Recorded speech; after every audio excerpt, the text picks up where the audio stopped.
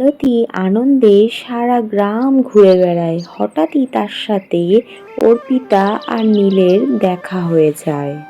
তোদেরকে অনেক ধন্যবাদ, তোরা বিকাশের বাবাকে বুঝিয়েছিস খেলাধুলার মর্ম, তাই আজ ও বিকাশের খেলাধুলাকে মেনে নিয়েছে। আমরাও খুব খুশি হয়েছি রে।